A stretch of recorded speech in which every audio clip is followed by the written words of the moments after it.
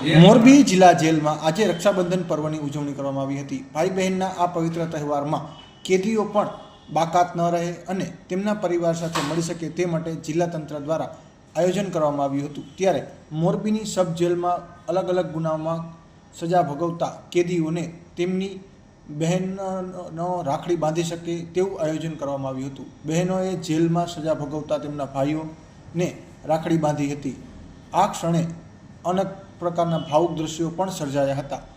ભાઈઓએ તેમની બહેનને વૃક્ષના રોપાની પણ ભેટ આપી હતી। આ તકે જિલ્લા જેલના અધિક્ષક અને જેલર MP ચાવડાએ પણ જણાવ્યું હતું કે જિલ્લા જેલ દ્વારા તેમના કર્મચારીઓએ સુદૃઢ વ્યવસ્થા કરી છે અને બહેનો તેમના ભાઈઓને વ્યવસ્થિત રીતે રાખડી બાંધી શકે તેવી પણ વ્યવસ્થા જિલ્લા તંત્ર દ્વારા કરવામાં આવી છે।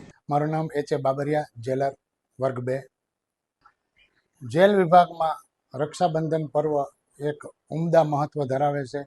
જેલમાં રહેલા બંદીવાન ભાઈઓને બહારથી આવતા તેના બહેનો દ્વારા રક્ષા પર્વ નિમિત્તે રાખડી બાંધી આશીર્વચન આપવામાં આવે છે।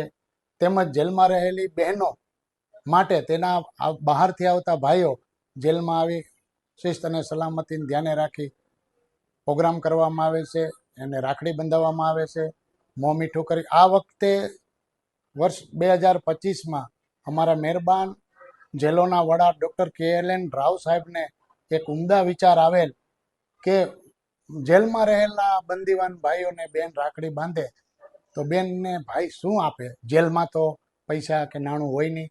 જેથી અમારા મહેરબાન રાવ સાહેબના માર્ગદર્શન અને સૂચન અન્વયે જેલમાંથી બંદીવાન ભાઈઓ પોતાના બેનને રાખડીના ભેટ સ્વરૂપે, વીરપસલી સ્વરૂપે એક વૃક્ષ ભાઈ કે નામ આ સ્લોગન સાથે આ વર્ષે અમે નવું આયોજન મહેરબાન રાવ સાહેબના માર્ગદર્શન હેઠળ કરેલ છે, જેનાથી પર્યાવરણનું જતન થાય।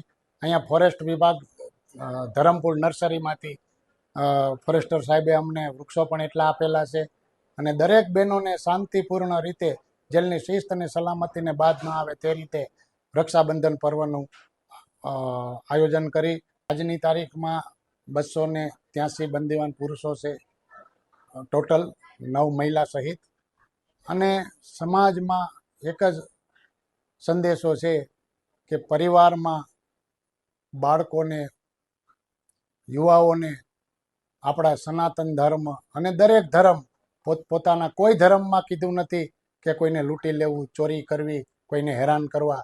તો પોતાના ધર્મ મુજબ સનાતન મુસ્લિમ ધર્મ હોય, શીખ ધર્મ હોય, કોઈ ધર્મમાં કોઈને મારવાનું કે હેરાન કરવાનું લખ્યું નથી। તે મુજબ પોતાના સંતાનોને શિક્ષણ આપે અને દેશને આબાદ રાખે। જય હિન્દ, જય ભારત।